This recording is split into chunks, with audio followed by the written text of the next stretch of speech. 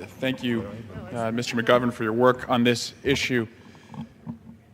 I love my country, and I don't doubt that every one of my colleagues in this chamber also loves this country.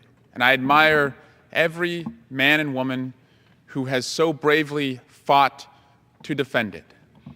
After all, this is a country, this is a democracy worth defending. That's actually what defeating this previous question would take us to. The question of, is this democracy still worth defending? This past election, our democracy was attacked. The attack was electronic, and it was nearly invisible. And it came from a foreign adversary in Russia, ordered by Vladimir Putin, intended to help Donald Trump. And most concerning, the public intelligence report about this attack, the last finding is Russia intends to do this again. They're undertaking a lessons learned campaign so they can attack the United States again and attack our allies, the best check against Russia through the NATO alliance. Yesterday, the president removed a rotten plank in what is a compromised platform. Michael Flynn, 2015, went to Russia, sat next to Vladimir Putin, was paid for it, and the New York Times reported yesterday, did not disclose that in the proper way he is supposed to the Department of Defense.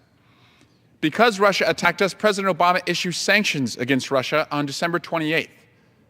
Michael Flynn calls Russia its ambassador 5 times, at least 5 times, and discusses those sanctions, likely in violation of the Logan Act. He lied about it, lied to the vice president about it, who went on national TV and defended Michael Flynn, saying it never happened. But here's what we also learned. We learned that 3 weeks ago, the White House knew, because Acting Attorney General Sally Yates told the White House that Michael Flynn had lied and had put himself in a position where he could be compromised through blackmail by the Russian government. Yet, despite knowing this, the White House allowed Michael Flynn to remain as the National Security Advisor, receive security briefings at the highest level, and advise our president on our security. All of the arrows continue to point to the Russian government. We have more questions today than we did yesterday about whether there were any personal, political, or financial connections between President Trump, his family, his businesses, and his campaign and the Russian government before the election, and whether there is any efforts right now going on to pay back the Russian government.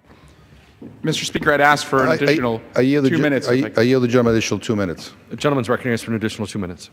All of the arrows continue to point to Russia.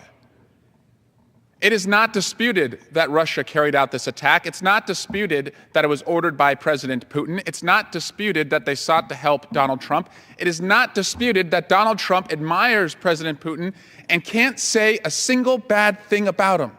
Despite disparaging our allies in Australia and Mexico, he can't say a bad thing about Putin. In fact, wants to ease some of the sanctions against Russia and wants to roll back the influence of NATO. And of course, while all of this is going on, the president will not show us his tax returns. With all of those arrows pointing to Russia, the American people deserve to know what was the political, personal, and financial relationship between the president and his team and Russia. The only way to get there is to have an independent, bipartisan appointed commission. The Protect Our Democracy Act allows us. Defeating the previous question will get us one step closer, and I believe that my Republican colleagues who love this great country as much as I do can join us, and this can be a bipartisan quest to say that never again will we allow a foreign adversary to interfere in our elections. And I yield back. Gentleman from California.